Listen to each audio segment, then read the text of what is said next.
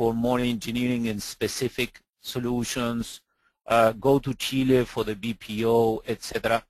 And I believe that we are going to see expanded activities on that side. I am very happy to also watch the entrepreneur spirit in Latin America to grow, and I believe that this is very good. If there is no entrepreneurial activities in the country, this is not going to grow. This is just going to be a cost scenario, and that's it. So you see around the cloud sourcing, around the mobile devices, around banking solutions, about security, you see some activities going there.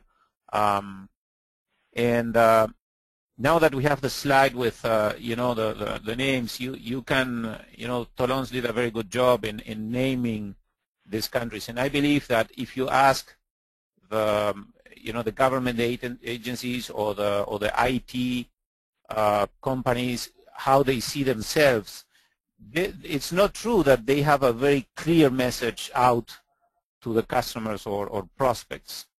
So this is a very good list. I totally agree with the list. You're going to see Central America coming a little bit more stronger. Why? Because they need to move away from manufacturing. They need to move into services. So that will bring a lot of investments probably from those countries trying to tap into the global service market. Well, thank you, Mario. Moving on to the next slide, the slide number 12, our final slide on the conclusions. I would like to just talk a little bit about the key accelerators that are required in the region to capture the opportunity and some of the inhibitors which pose a challenge in the region. One of the things that we look at it is that most of the countries in the region right now feel very comfortable selling within the region itself. And there are very, very few. I mean, Mexico may be, an exception, and let's say Costa Rica also had some good clients in the U.S. But other than that, very few clients in the U.S. And I would, not to kind of be in any demeaning manner, but I would actually, I do say to the various countries that I see a sense of being scared of marketing in the U.S. And I said, well, partly I can understand that most of the people who are selling in the U.S. market, especially for large corporations that, have, 50 countries to sell, they probably find it easier to just sell the country next door, i.e. Mexico, and really not care about learning and selling the other countries really enough. But from our experience of talking to clients and what they want, I think there is a significant hunger in the client side to be able to find some alternate good solutions out there. So the business is out there for the taking.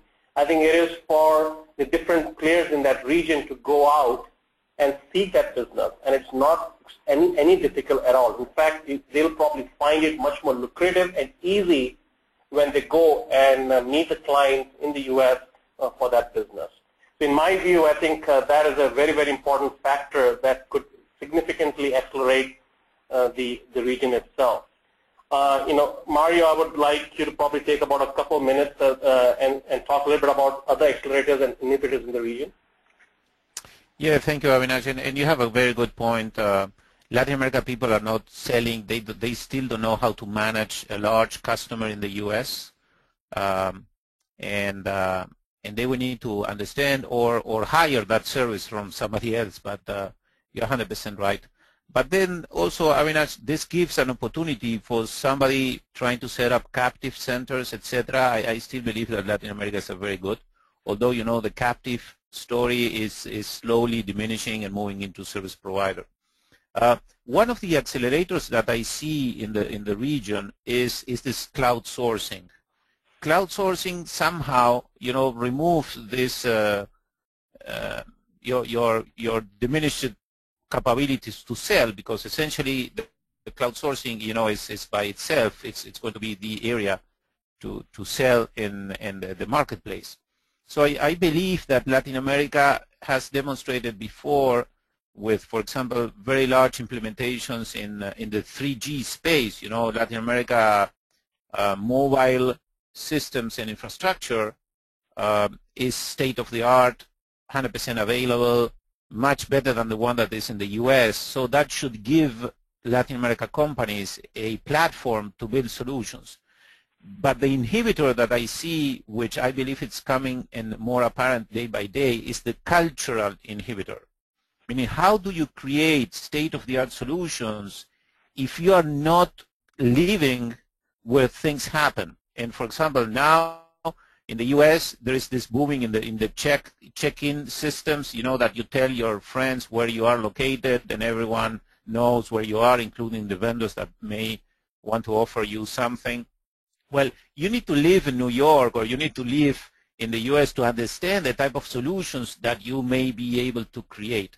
So I still see a gap there because I believe that Latin America, you know, has infrastructure, but probably people are not set up in the right business environment. So that's an inhibitor. The other thing that I still see as an inhibitor is that we are not really making easy to large companies to come to Latin America. We need to open our frontiers, you know, much more. Some countries are still asking for visas. Some countries are not making easy for engineers to come and you know, do work within the countries. There are some restrictions with regards to retentions, you know, tax retentions in some countries. So I believe that there is still a big key inhibitor. Latin America did not declare, you know, has not declared that we are open for business big time. So you see small actions, you know, slow actions, etc. But I believe that we need to do like the Philippines did or Singapore does with the pharma, or even Ireland did some years ago.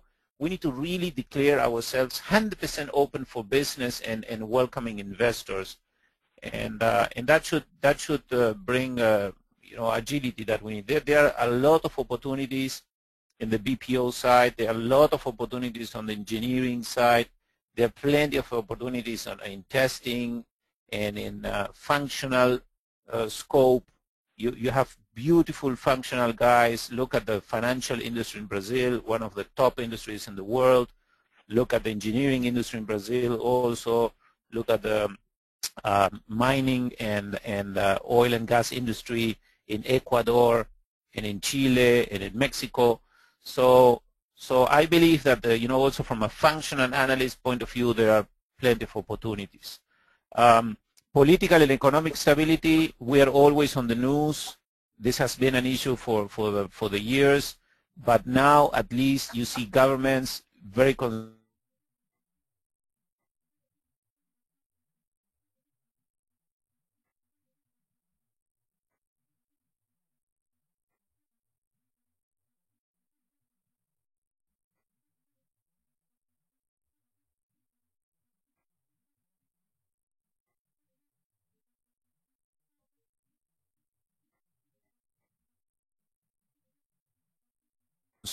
there are some inhibitors, but governments are more and more eager to change the way they behave. You know, put somebody beyond your investment to make sure that you have a good exercise within the countries, and that type of red carpet treatment is unique in the world, I believe, and it's a demonstration that Latin America is ready for prime time. And should be a safe bet for anybody trying to do business there. Well, thank you, Mario. Very good